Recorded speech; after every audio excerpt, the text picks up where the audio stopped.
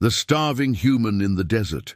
The sun was burning high above the desert, turning the ground into fire and the air into dust. A lone human lay against a rock, his body covered with wounds and dirt. His clothes were torn, his lips were dry, and his eyes were heavy. He had no food, no water, and no strength left to walk.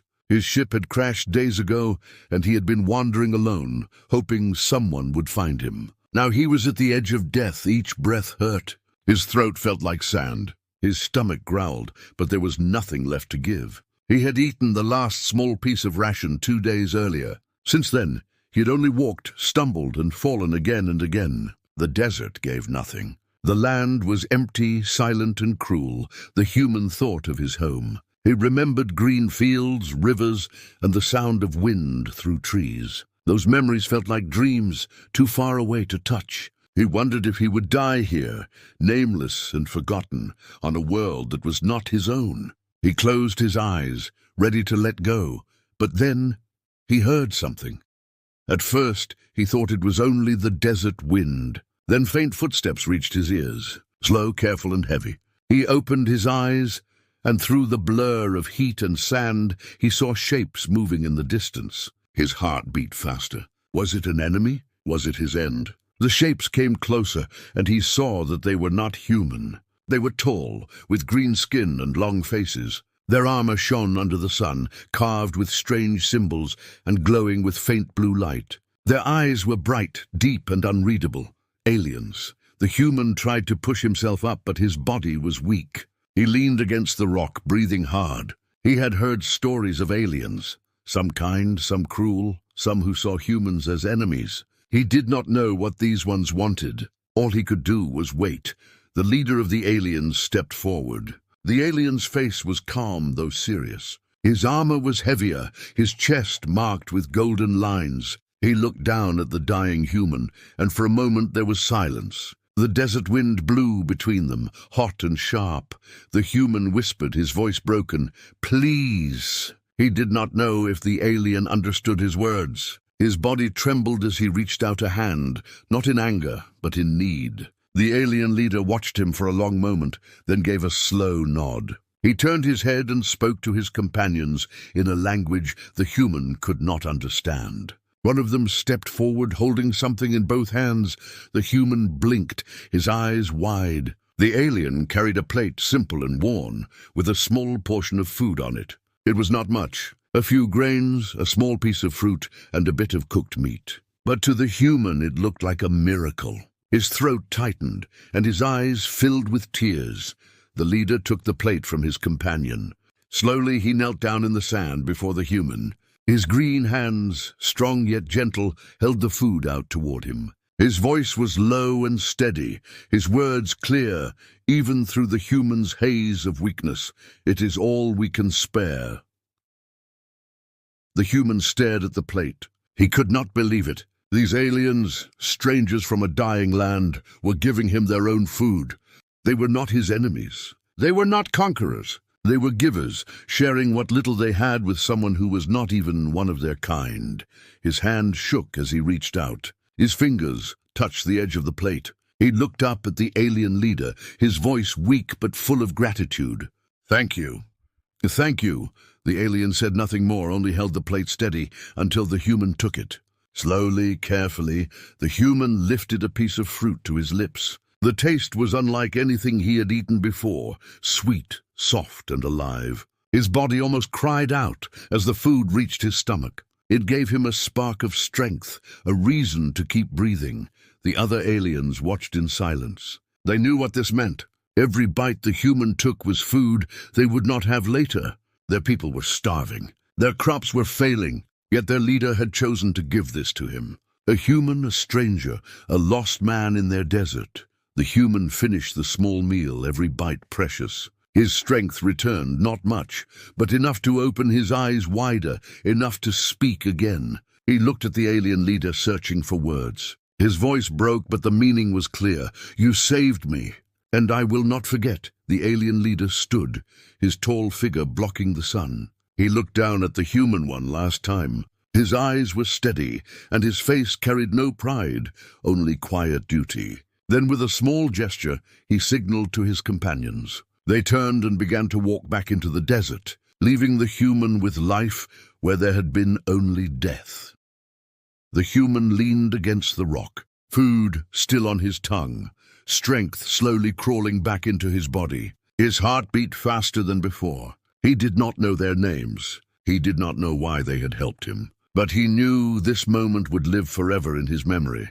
A single plate of food, a gift in the desert. It was all they could spare, and yet it had given him more than life. It had given him hope.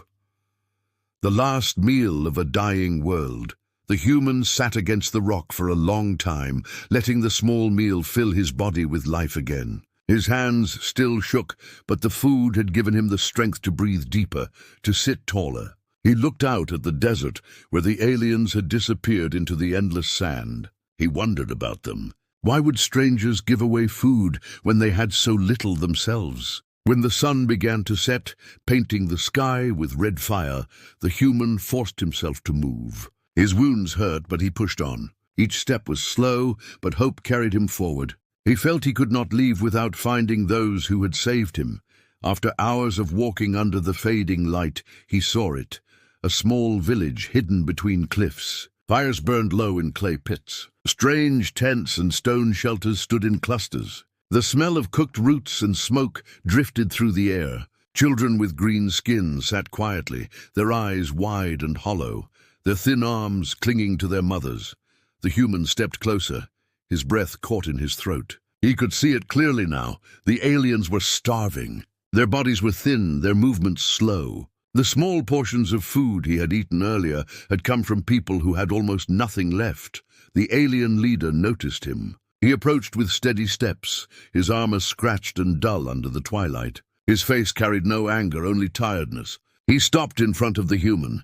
"You should rest," he said. His voice was calm but heavy, as if it carried the weight of many years. The human looked at him, then at the village around them. Why did you give me food?" he asked, his voice low and rough. "Your people are starving." The leader was silent for a moment. Then he turned his gaze toward the children by the fires. "Because no one should die alone in the sand," he said. "We have little. But if life can be shared, even for one more day, then we must share it." The human felt his chest tighten. These aliens, who owed him nothing, had given their last meal without question. He could see the truth in every hungry face, in the quiet suffering of the village. The food he had eaten might have been the difference between an alien child's hunger and survival. And yet they had chosen to give it to him. As night fell, the humans sat by their fire. The people spoke in their language, a soft rhythm of sounds he could not fully understand. But kindness did not need words. An elder handed him a small drink made from desert plants, bitter but healing. A child, no older than 8, reached out to touch his arm, curious about the scars and strange cloth of his uniform. The human smiled faintly, though pain still lived in his body. He had fought battles before, seen war and blood, but never had he seen generosity like this.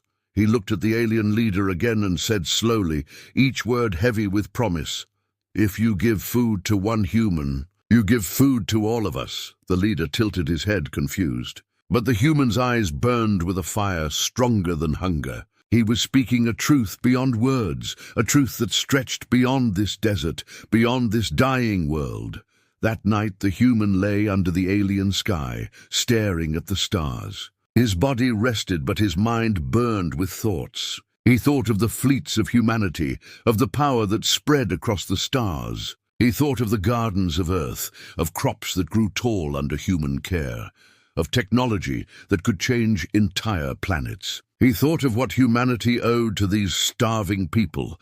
The desert wind whispered through the cliffs. The fires dimmed. The village slept, holding on to another day of life. And the human, though still weak, made a silent vow. He would not let this kindness end here.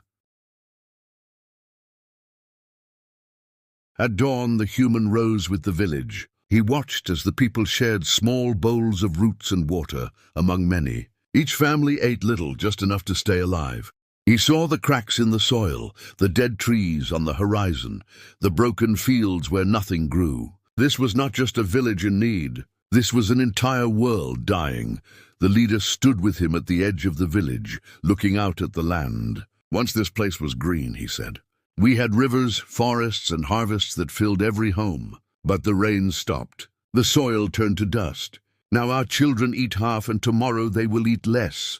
The human listened, his heart heavy. He thought of his own people. Humanity had known hunger once. Earth had faced drought and famine, yet humans had overcome it. They had built machines to pull water from the ground, to bring life to deserts. They had carried seeds across stars. They had learned to feed billions, and now here before him were people who had nothing left, but had still chosen to give.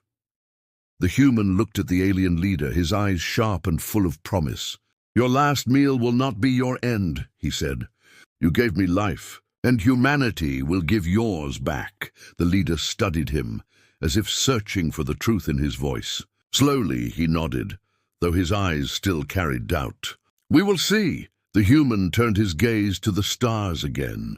Somewhere above, fleets of human ships moved through the galaxy. If they could hear this story, if they knew what had been given, they would come. He was sure of it. For in that moment, the human understood the power of one simple act. One meal could change the fate of a world. Humanity arrives. Days passed in the desert village. The human grew stronger with every sunrise, his body slowly healing from hunger and wounds. The aliens shared what little they could, and though he took only the smallest portions, he knew each bite was a sacrifice. Every night, he stared at the stars. His mind burned with one thought. If humanity knew of this kindness, they would come. He had to make sure the message reached them. One morning, as the sky turned pale with the first light, a sound broke the desert silence. It was low at first, like thunder rolling from far away. The villagers raised their heads, confused. The human's heart jumped. He knew that sound. Engines, big ones. The noise grew louder and shadows moved across the sky. Massive ships descended through the clouds, their steel bodies shining like silver suns. The desert wind whipped across the cliffs as the ships slowed, dust rising in storms beneath them. The aliens gasped. Some fell to their knees, others clutched their children. They had never seen such power before. Their eyes widened at the sight of vessels larger than mountains, hovering above their dying world. The human stood tall, though weak, his chest filled with fire. He stepped forward, his voice carrying across the village. They came, he whispered. Humanity came. The lead ship landed with a deep, heavy tremor. The ground shook. Ramps unfolded, and soldiers in strong armor marched out, their steps firm, their weapons shining under the sun. Behind them followed workers, engineers, and machines, unlike anything the aliens had seen. Towers of steel unfolded like flowers, machines that drilled deep into the earth, and containers that carried soil and seeds from other worlds. The alien leader walked forward, his eyes sharp, his body tense. His people watched in silence. To them, these humans were giants from the stars, powerful and unknown. Were they saviors or conquerors? The human survivor stepped ahead of the aliens. He stood between his rescuers and his people, the ones who had saved him first. He raised his hand toward the soldiers, his voice strong despite his weak body. These people gave me food when they had none. They saved my life with their last meal.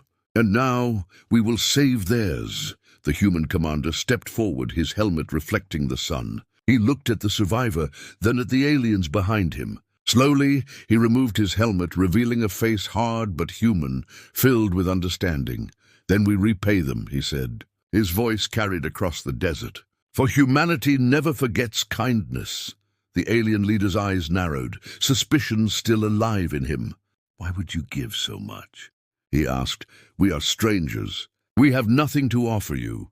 The commander glanced at the starving children, the barren land, the cracked soil. His answer was simple. Because one of you gave to one of us, and with that, humanity began.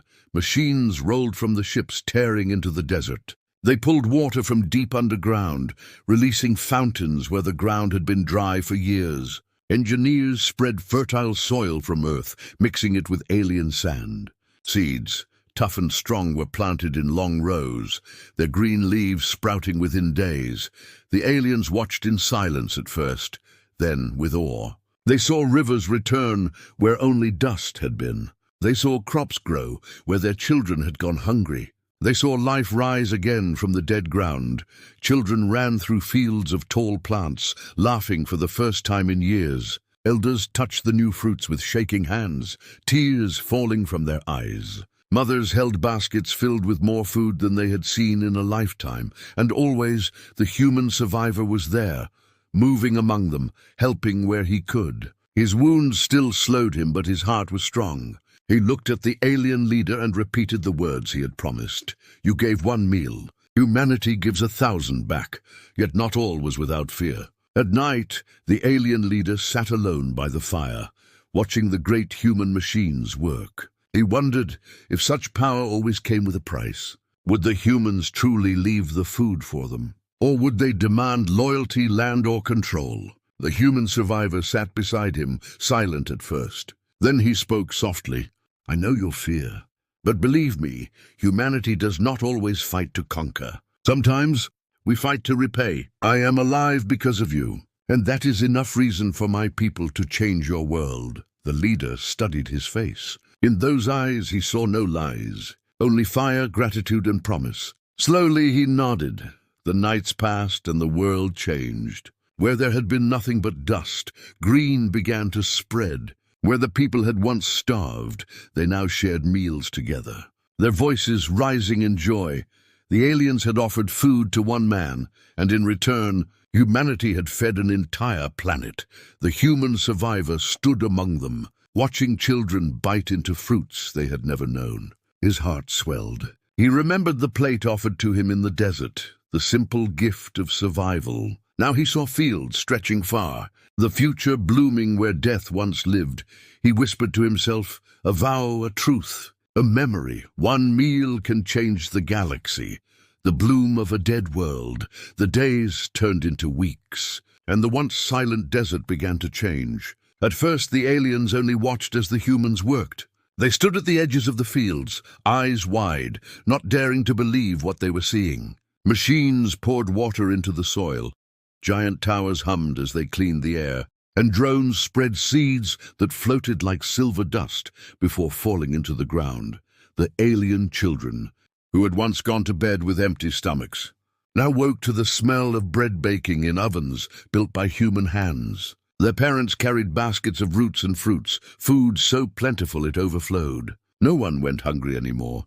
The human survivor walked among them every day, his body still weak but his heart strong. He taught the aliens how to use the machines, how to plant crops in neat rows, how to care for the new seeds. He showed them how to build simple wells, how to store water, how to protect the soil from turning dry again. The aliens listened carefully, eager to learn, eager to guard the miracle that had come to them. One evening, as the sun set behind the cliffs, painting the sky gold and red, the alien leader stood beside the human survivor. They looked out at the fields, where tall green plants swayed in the wind. Rivers that had been dry for decades now flowed again, glittering under the fading light. The leader's voice was quiet, almost as if he feared the words might break the dream. "I never thought I would see this again," he said. "Our songs speak of the time when this land was alive. But I thought those days were gone forever." The human looked at him, his face calm but proud. "This is only the beginning," he said. "Life does not end because the desert grows. It ends only when we stop fighting for it. And humanity, we do not stop." The leader studied him, then nodded. He understood. The aliens soon joined the humans in the fields. They planted side by side, carried water together, and shared meals at long tables where both species sat shoulder to shoulder. The first harvest came faster than anyone expected. The crops grew thick and tall, their fruits large and sweet.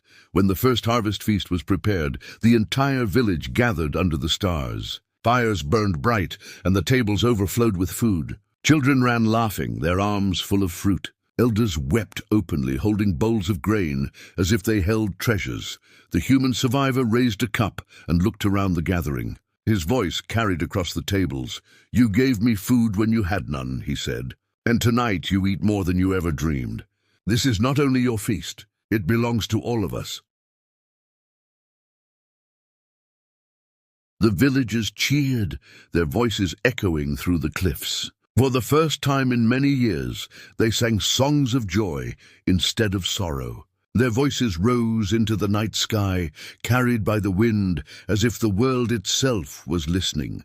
But even as the joy grew, the alien leader still carried a shadow of doubt in his heart. Later that night, when the fires burned low and the villagers slept, he sat beside the human survivor. The stars glittered above, and the fields stretched wide, glowing faintly in the moonlight. "You have given us more than I ever dreamed," the leader said quietly. "But tell me the truth, why? Why would humanity give so much for so little? You could have left us in the desert. You could have taken this land for yourselves. Yet you gave instead. Why?" The human's eyes reflected the firelight. He remembered the moment he had been dying in the sand, when the leader had placed a plate in his hands and said, "It is all we can spare." He spoke slowly, each word carrying the weight of his vow. "Because when I was at my end, you gave me hope. You gave me life, and humanity does not forget. We are many, but when one of us is saved, all of us remember. That is who we are." The leader lowered his head, silent. For the first time, he began to believe fully. Perhaps this was not conquest. Perhaps this was something greater, something that would live in memory for generations. The next morning, more ships arrived. Not warships, but vessels carrying tools, builders, and teachers. Humanity had sent not just soldiers, but farmers, doctors, and scientists. They came not to rule, but to share. Within months, the desert world was no longer the same. Fields stretched far across the horizon, rivers ran strong, and forests began to grow again. Villages turned into towns, their people healthy and full of life. The aliens sang new songs, ones that told of the day when a dying man in the sand was given food, and how that one meal had brought life to their entire world. The human survivor stood in the middle of it all, proud but humble. He had not been the savior, he had only carried the story. But that story had awakened something far greater, the heart of humanity itself. As he looked across the fields, he whispered the words he knew were true. One act of kindness can grow into endless harvest. The garden of endless fruit years passed, and the alien world was no longer the barren desert it once had been. The land that once cracked under a merciless sun now stretched wide with rivers and fields. Forests rose where sand had ruled, their tall trees whispering in the wind. Farms flourished, green and gold, heavy with harvest. What had once been a dying world had become a garden. And at the heart of it all stood the memory of one small meal given to a dying man in the desert. The human survivor, now older, walked through the fields with a steady step. His scars remained, but his body was strong again. Children ran past him, alien and human alike, their laughter ringing through the air. They carried baskets of fruit so heavy they needed both hands to lift them. Their faces shone with joy. Everywhere he looked, life bloomed. The villages had become towns.